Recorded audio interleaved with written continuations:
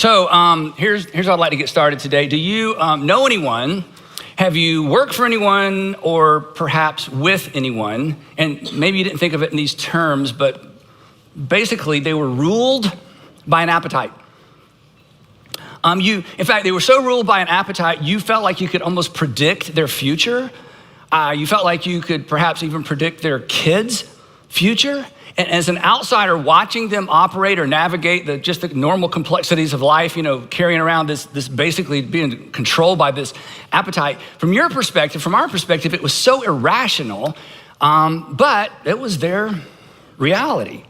It was like a quest to quench an unquenchable thirst was their priority. It seemed to take priority over everything, and it wasn't that they thought it should, but as you watch them navigate life and parenting and try to keep a job or get through school, it was like there was just this unquenchable thirst, and quenching that unquenchable thirst just kind of took priority. And if you knew their story, or if you took time to hear their story, this appetite that controlled them, it may have made sense, or it kind of made sense to be like, oh yeah, well, if I was raised like that, or if that had happened to me, I get it. But it was still extraordinarily destructive.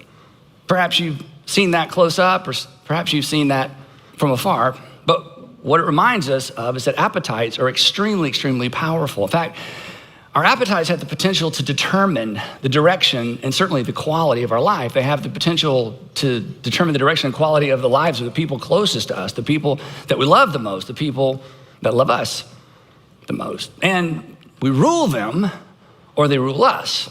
You rule them or they will rule you. And what's so interesting about this, especially if you're a religious person or a Christian, they will rule you in spite of what you believe.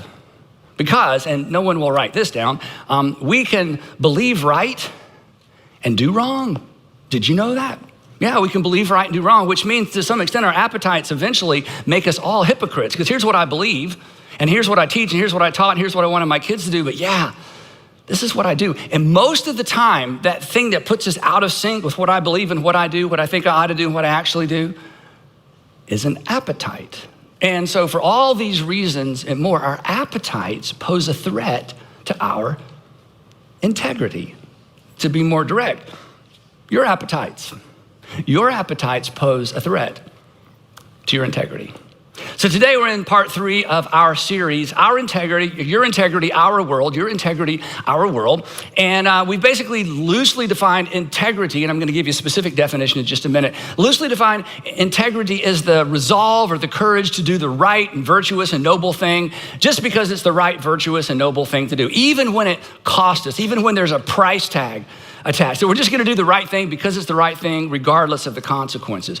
As we've said all along, integrity is something we celebrate in others. In fact, we actually expect it in others. The fact that we expect it in others points to this big ought to that kind of hangs out over all of us, an ought to that we didn't create, an ought to we can't seem to shake, an ought to that we hold other people accountable to. This is what they ought to do. This is what you ought to do. This is what I expected you to do because this is what you ought to do. But then when it comes to our personal lives, sometimes we don't always do what we ought to do. And integrity, or a lack of integrity, it is personal. It's my personal integrity. But as we've said throughout this series, it may be personal, but it is not private. Because the load or the consequence of a lack of integrity, the load or the consequence of a breach in integrity is transferred to the people around us. It may be your personal decision, but it's gonna impact some other persons. It may be your personal decision, but it impacts the people or the persons around you and the people around me. It's personal, but it's never, ever private. Thus, our title, Your Integrity, Our World. My integrity, our world. My integrity, my family. Your integrity, your family, your world. And here's the anchor verse. We talked about this last time. And before I read it, I know this is a little bit odd. And if you weren't here last time, this may not make any sense, but I would love for everyone, even if you're watching at home, to sit up as straight as you can in your chair. Then you can get back to that poor posture your mom told you not to have for the rest of your life. But I want us to sit up straight because the point of this verse, this is kind of the physical posture that the verse alludes to and reminds us that this is how people of integrity live. Here's what it said. The integrity of the upright. The integrity of the upright. There's a connection between integrity and the posture of our lives, because people who are standing upright and sitting upright, they're taking the long look, not the short view. The integrity of the upright will guide them, which, as we said last time, means that people of integrity, the reason they maintain their integrity is because it is a decision-making filter for them. They've decided, you know what? I'm gonna do what I ought to do regardless of what it costs me. This is how I make decisions. What's the right thing to do? What's the virtuous thing to do? What's the noble thing to do? If you're a Christian, what is it that God wants me to do? I'm gonna do what I ought to do regardless of the consequences. And people of integrity take the long look, but the crookedness or the bentness, as we talked about last time, of the treacherous will eventually catch up with them, will eventually destroy them. The people who maintain their integrity are guided by it. It is their primary decision-making filter. So in an effort to make this memorable and a little bit more portable, and for those of you who are sharing some of this content with your kids at home, which I hope you are, I want to give you my personal definition for integrity, because it's short and it's memorable and it's portable, and here's what it is, and it's maybe even simplistic, but I like it. That integrity is just doing what you ought to do even if it costs you. That's it. It's doing what you ought to do even if it costs you. Just, look, you know what to do, just do what you ought to do. You know the right thing to do, just do what you ought to do. I know on the back end of it, there's gonna be a price to pay. Just do what you ought to do, even if it costs you. Which of course brings us around to this question: why don't we just do what we ought to do, even if it costs us? Because we respect people who do that. The heroes in the stories and the novels and historical fiction, I mean, the heroes are the ones that just do what they ought to do, even when there's a price to pay. We expect everybody else to do what they ought to do. So why don't we I'll tell you what, I'm just gonna say it one more time, we'll close in prayer. Let's just do what we ought to do, regardless of what it costs us, right? Why is this so hard? Well, it's difficult in part because of our appetites. Our appetites actually pose a constant, every day before this day is out, our appetites pose a constant threat to our integrity. Just about every day, we have to say no to one to protect or satisfy the other. In other words, we have to say no to an appetite sometimes to protect our integrity, or we say no to our integrity in order to satisfy an appetite. This is a constant tension. We live with it every single day at multiple levels. Now, when you think about the term appetite, generally one or two things come to mind. The first one is food, and the second one is, you wouldn't say it, sex. That's right, food, sex, all right. But we have many appetites. Here's just a general list to kind of get us in the discussion. That we have an appetite for acceptance, intimacy, inclusion, respect, recognition, fame, progress. It's a big deal to me. To be envied. Some of you never admit it, but you know what your appetite is? You just want to be envied. You want to live an enviable lifestyle. You know, how do I get there? How do I get there quick? Stuff, more stuff, and new stuff, right? We all have an appetite for stuff, more stuff, new stuff, responsibility, achievement, winning, right? And most of these appetites, and there are more, these are all reasonable. These are all acceptable. Every single one of these, at some level, poses a threat to our integrity. Now, before we talk more about that, I want to make three quick comments about appetites in general, and this is going to help us understand in a broader context of where we're going in the next few minutes. Real quick, theists, or people who believe in God, we believe that when it comes to appetites, that God created them and sin distorted them. That's what theists believe. Everybody believes number two, that appetites are never fully and finally satisfied, right? In fact, appetites just have a one-word vocabulary. Does anybody know what the one-word vocabulary of an appetite is? More, that's right, thank you, it's more. Which obviously fuels our discontentment. We see people who live better, drive better, marry better, better educated, have better opportunities, and we think to ourselves, well, gosh, if I had that, or if I accomplished that, or if I accumulated that, or if I'd gone to that school, or if I dated that, or if I would be content. But of course, we all know there are people in different parts of the world that would look at any one of our lifestyles and go, wow, if I drove that, lived there, had that opportunity, could live in that city, had those opportunities, would have been able to have gone to that school, gotten that degree.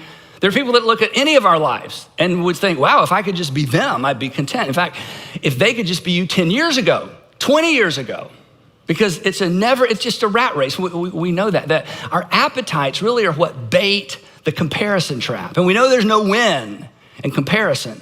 It's just a rabbit hole that you go down and there's just no bottom to it. And the third thing about appetites is this. Appetites always whisper now. They never whisper later, right? An appetite never says, let's just wait till tomorrow. That's not your appetite talking, right? That's something else. Their appetites are not a fan of delayed gratification. They're not a fan of delayed gratification. They tempt us to opt for immediate over ultimate. They tempt us to opt for now over later. Again, our appetites. This isn't a Christian thing or a religious thing. This is just a human being thing, right? Our appetites pose a constant threat to our integrity. Just one quick illustration. Do you, and many of us do, have an appetite for achievement and advancement? I mean, I know I do. I want to achieve things. I want to advance. I love progress, right? But your integrity, or our integrity, my integrity, your integrity could become an obstacle. Maintaining your integrity could become an obstacle to achieving things as fast as you want to achieve them. Your integrity could become an obstacle to advancing as quickly as you want to advance. Doing the right thing may actually slow things down, because as many of us have learned the hard way, oftentimes the most direct route isn't always the most ethical route. The quickest route to what we want, to what our appetite gets stirred up within us, that the quickest route oftentimes isn't the route that allows us to maintain our integrity. And when you face that tension and experience that tension, which we all do sometimes every single day at some level, in that moment, we have a decision to make. Will my integrity guide me, or will my appetite guide me? Now, come on. The reason that you lie sometimes, and I know you do, and sometimes you don't tell the whole truth and you cover and you kind of tell half the story and you don't, sometimes the reason that you fudge, the reason that you do that, it's not because you think those things are good or honorable or noble. The reason that we tell half truths or don't, disclose everything is because, well, it's a means to an end. It's a way to satisfy an appetite. To tell the whole truth means I don't get what I want. To fully disclose what's going on means that this is going to take a lot longer, or it may never happen at all. I mean, if I told you my whole story, you may not call me again. If you knew everything, if I hadn't sort of, carved off some of the rough edges, then I don't know that we would even have a relationship. So from time to time, maintaining our integrity is going to mean we have to say no to an appetite. Now, there's a pretty familiar Old Testament story that I want to walk you through today, because I think better than any other story I've known, Old Testament, New Testament, any testament. I mean, I just think this is the most fabulous story. Not only illustrates this tension, but more important than illustrating the tension, it gives us a word picture. And when years and years ago, I connected the dots between this tension that we all live with and this story, it just gives me a word picture that my mind just goes to immediately. And I hope as a result of our few minutes today, it'll be a word picture that sits front and center in your life, maybe for the rest of your life. And maybe it's the word picture that keeps you from making a decision based on now that you pay for later. Happens about 1800 BC. It's a story of two brothers, an older brother and a younger brother. The older brother was a hunter and a warrior and a doer. The younger brother was a thinker and a schemer and a really good cook. Does anyone know who I'm talking about? Anyone? Yes, Esau and Jacob. Now, when you hear this, you generally hear it if you grew up in church as Jacob and Esau. But normally you say the older before the younger, but because of this story, forever and ever, they would be known as Jacob and Esau rather than Esau and Jacob. These two guys were Abraham's grandsons, and as the older brother, Esau would automatically inherit something that's very strange to us that they refer to as a birthright. In other words, he had certain rights that came to him because of his birth order. There is no modern equivalent to this in our modern society, and we would push back on it if there were, because here's how it worked. If you were the firstborn son, you had special privileges, not because you were talented, not because you were disciplined, just because you were born first. For example, you got a double inheritance, which if there's only two kids, that's one thing. But back then, everybody had about 8 or 9 wives and 100 children. So if you got a double inheritance, that was a really big deal. Maybe the best thing of all, if you were the firstborn son, you got what was referred to as judicial authority, which meant if there was a dispute among family members, you got to decide. Now that might be worth bringing back. Just saying, okay? In other words, if there was a family squabble, and back then, when there was a family squabble, basically blood was shed. It was like a really big deal.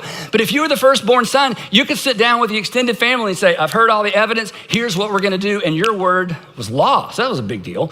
And also, you got a father's special blessing, which in that culture was the equivalent of God's blessing. So that's kind of the context for what happened. So here's the story. The two boys grew up, and Esau became a skillful hunter, a man of the open country, while Jacob was content to stay at home among the tents. Now, if your mind goes in a direction, the next verse confirms what you were thinking. Their father Isaac, who had a taste for wild game, loved Esau, but Rebekah, their mother, loved Jacob. This was part of the problem. The story continues. Once, when Jacob was cooking some stew, because he hung around at the tents and cooked, he was cooking some stew, Esau came in from the open country and he was famished. Literally, this little Hebrew word means he was weary, he was faint. We would say he was hangry. You ever been hangry? Like you don't know if you're more angry or hungry? Okay, so he comes in and he's completely famished. His appetite is engaged. This is pretty much a setup. His appetite's engaged. His defenses are down, and his senses are heightened by the smell of this stew. Esau is basically at this point a sitting duck. And he said to Jacob, his younger brother, quick.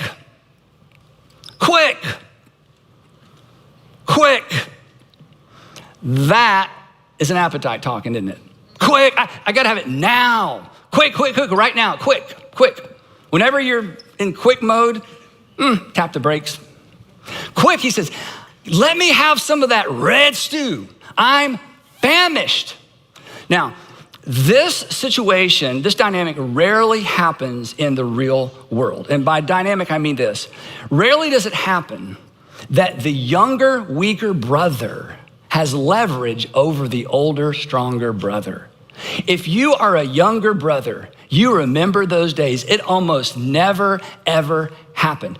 But when every once in a while the younger, weaker brother has leverage over the older, stronger brother, shrewd, thoughtful younger brothers just bask in the opportunity. Oh my goodness, he needs something from me. He needs me. This is such a big deal. And so shrewd younger brothers, you know what they do? They look for a way to leverage this very rare opportunity that rarely comes along, right?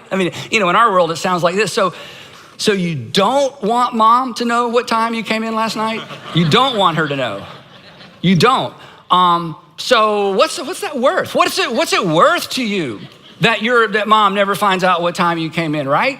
And then the shrewd younger brother, if they're shrewd, they do this. They start at the top. What's the most I could possibly get out of this? And then you kind of work your way down and you find something, to trade. Now, in our family, it went like this. Garrett is our shrewd younger brother and Andrew is the older brother in our family. They're 20 months apart.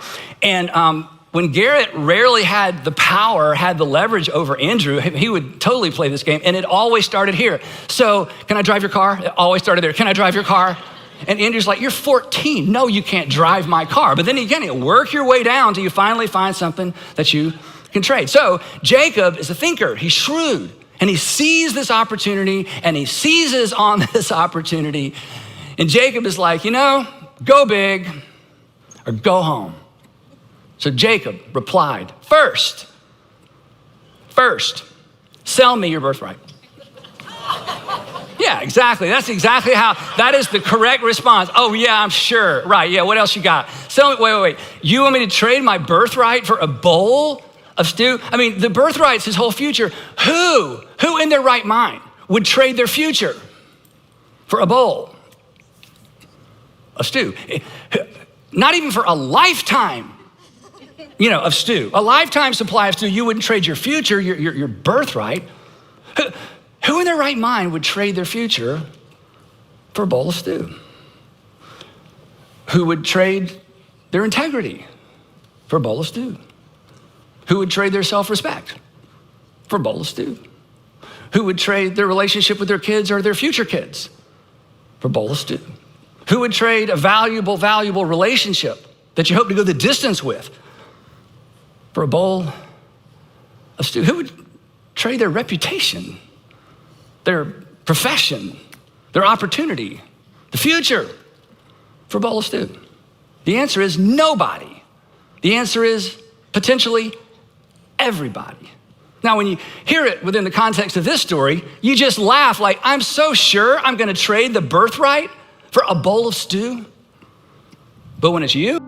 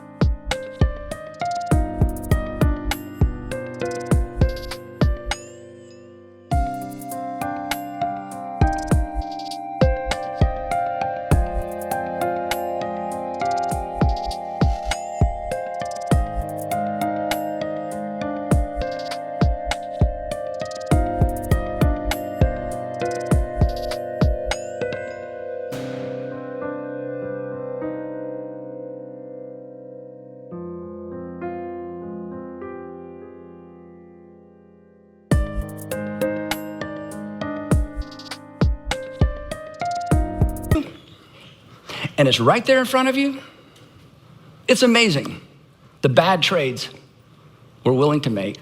It's amazing some of the bad trades some of us have made, right? We've seen it. We've done it.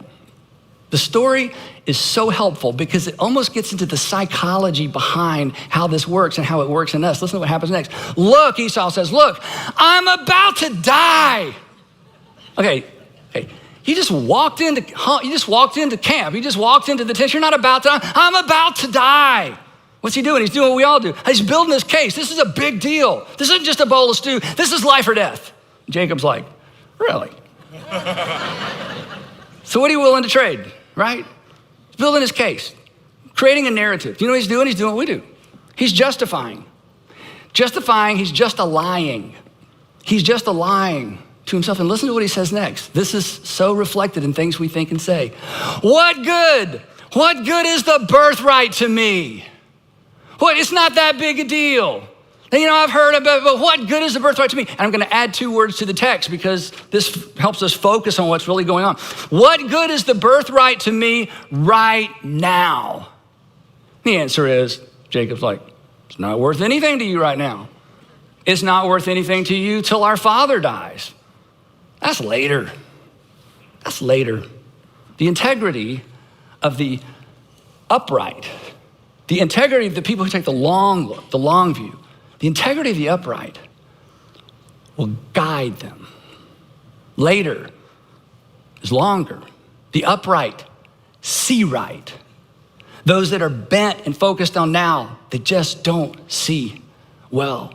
The upright are focused on later, and they remember later is longer, later is longer, later is longer. Esau is looking at right now. Let me tell you something about now, okay? Now is now, and now is gone. We'll go over that again, because this might be the deepest part of the sermon, okay? Now is now, and now, it's gone. Jacob knows that Esau has the power, so he's careful. He says, okay, first, you gotta swear to me. Swear to me first. So Esau swears an oath. An oath was a big deal in those days. He swore an oath, and he sold or traded his birthright to Jacob. And you're standing on the outside of this going, this is insane. I bet once upon a time, and probably all of our lives, a mom, a dad, a grandparent, a best friend stood over us while we made a decision and thought to themselves, or maybe even said to us, are you kidding? Wait, have you thought this through? Oh yeah, I don't care. Then Jacob gave Esau some bread, not just stew. He's like, okay, we'll pile it on. It's a big deal. Some bread and some lentil stew. And Esau ate and drank, he got up and left. And the stew was gone, and so was his birthright. So was his future. He traded his future for a bowl of stew. Who would do that? What would cause someone to do that? An appetite An appetite that's so engaged and so inflamed and so enraged, it's all we can see. And here's how the narrative ends. Again, it's so instructive to all of us. Here's how it ends. So Esau despised his birthright. This is so important, okay? Here's what this means. Esau decided it's not that big of a deal. Esau decided, I don't care. If you'd walked up to Esau after he set the bowl back down, he's walking off, he's like, it's not a big deal. I don't care. This is exactly what we do. We decide we don't care when it's too late to care. We decide it really wasn't all that valuable after the fact when we've discounted the value through what we've done, and now there's nothing we can do. And so we decide just to defend ourselves and to justify what we've done, we've decided it wasn't that big a deal. I know what my mom told me, I know what my dad told me, I know what my employer told me, I know what I've always heard, I went to church, I've heard all that, but it's just not that big of a deal. And so we create a narrative. The narrative is it wasn't that big a deal, it wasn't that great of a loss, and then we believe our own narrative. I mean, what else could I have done? I was dying. Well, what else could I have done? I would have lost my job. What else could I have done? She would have never gone out with me again. What else could I have done? If I had told him my whole story, that would be the end of the relationship. Are you kidding? What else could I have done? He would have moved out and that would have been the end. What else could I have done? What else could I have done? I didn't have any choice. And then we believe the story that we manufactured to justify what we've done because we've decided it's not that big a deal. I don't really care. I didn't really have any choice. And then we hang on to our excuses. And we hang on to our justification. And then very few people ever face up to any of that stuff. And this is the hard part. And then we are never truly ourselves. That we kind of live with a limp. And the healthy people around us know something's up. And every once in a while, somebody tries to bring it up and you shut them down. And if they ever got to kind of the root or the incident or the event, it's like, that wasn't a big deal. I don't care. It doesn't matter. And you live life with an unnecessary limp. And we're never, ever truly ourselves because you can't be yourself as long as you are lying to yourself. Maybe worse, no one can know yourself as long as you're lying to yourself. And maybe worst of all, long term, you can't give your entire self to anyone as long as you're lying to yourself. And if you know how this story plays out, Jacob's, bargaining powers and his deceit and Esau's short-sightedness set in motion a series of events that would rip this family apart for decades. It wasn't just about the two brothers anymore. It was about everyone related to them for a couple of generations. So, before this day's out, probably, your appetite, my appetite, our appetites, they will compete with our integrity. We will be forced to say no to one, either to satisfy the other or to maintain the other. As concerning our appetites, compete for our future. We either rule them or they rule us. We rule them or they ruin us. And at some level, we will all be tempted to trade our future for what amounts to a bowl of stew. In the moment, it doesn't look like a bowl of stew. But a year later, 3 years later, 5 years later, you look back and you're like, you know what? It's gone. What I got in the trade is gone. The relationship I thought was worth sacrificing my integrity for, they're not even in my life anymore. When I spent a lot of time teaching high school students, I used to go to camp every summer for way too long, stayed in the worst hotels imaginable. Sandra came one time, she said, nope, this is something you'll do on your own. It was the hotels were they just were so gross. I mean, they just were, but that's okay. I didn't know any better. So, and I love teaching high school students and I love to talk to them about their friends and friendships because your friends determine the direction and quality of your life as well. And here's what I would tell them. And here's what I told my kids once they hit middle school and high school. And even though most of us are older than that, the implications of this simple principle are true for all of us. And it applies in so many areas. Here's what I would say. I would say, let me tell you about your friends. Your unhealthy friendships will last about 2 to 2.5 years. That's it. That's all they can survive. Because unhealthy people and don't kid yourself, just because you think you have unhealthy friends, you are their unhealthy friend. So let's not think, oh, I'm the good person, they're the bad person. No, if you're in a relationship with an unhealthy person, you are an unhealthy person. And so what happens, it's like parasites trying to feed off of each other. Eventually, it just all goes away. This is why unhealthy relationships have a short time shelf life. They just, 2 to 2.5 years. Those people aren't even in your life anymore, I would say. And it's absolutely true. Now, healthy relationships, goodness, those are the people.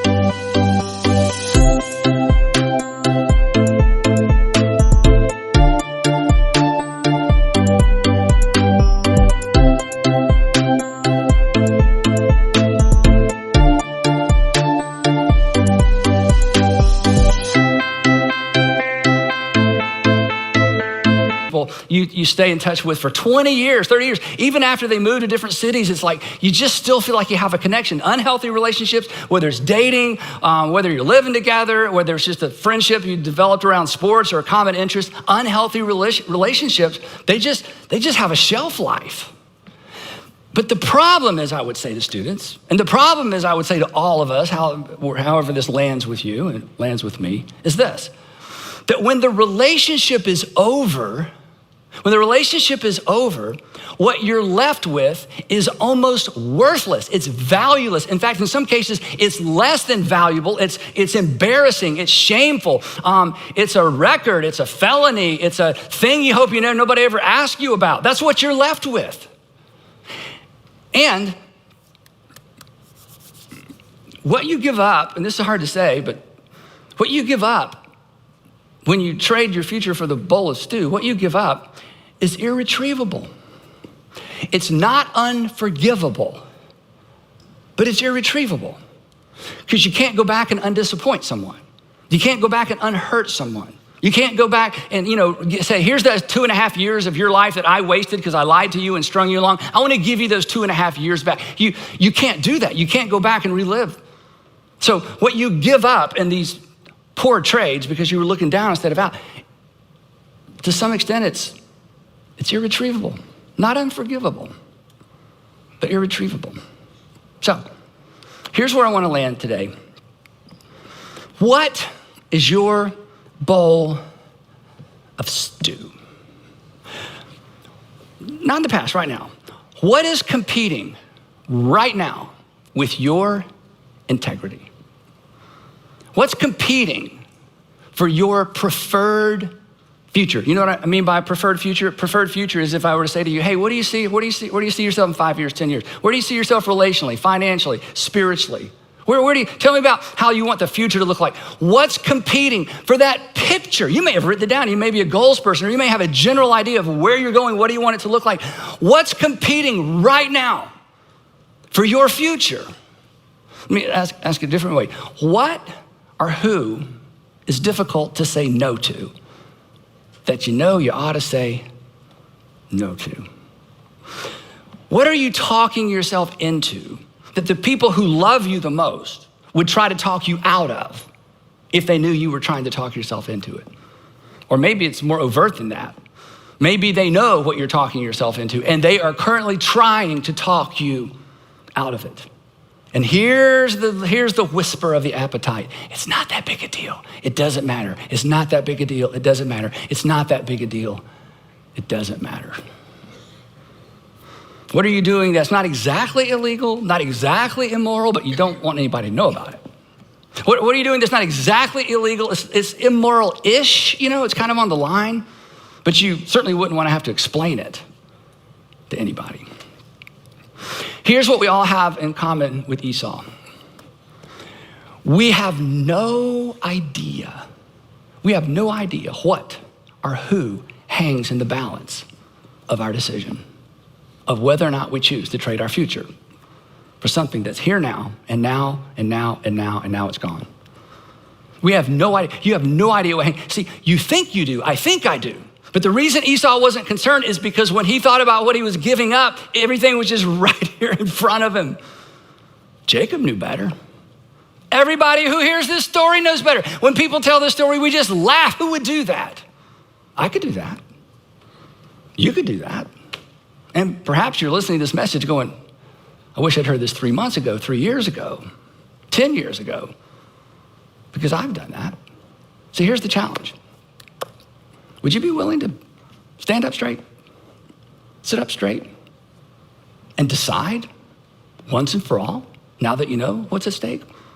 I will not trade what I value most for something I have an appetite for now. I am not going to trade what I value most, my preferred future. I'm not going to trade what I value most. What I know God has for me in the future. I'm not going to trade what I value most for something that's just an appetite that I have right now. And then would you just do what you ought to do, even if it costs you? You'll be glad you did. The people who love you most will be glad you did. The people who depend on you will be glad you did. And the people you love most will be glad you did as well. So, what's your boldest do? Don't trade your future. Don't trade your story. Don't trade your legacy. Don't trade your future relationships for a bowl of stew. Just do what you know you ought to do.